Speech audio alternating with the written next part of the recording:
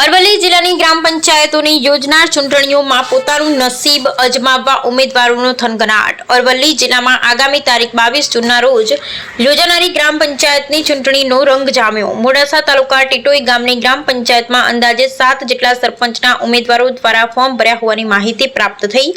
સરપંચના ઉમેદવાર પટેલ પ્રદીપભાઈ રામાભાઈ ઉમેદવારી કરાતા સમગ્ર ટીટોઈના મતદાર ભાઈઓ બહેનો તથા સમર્થકોમાં ખુશીનો માહોલ જોવા મળ્યો।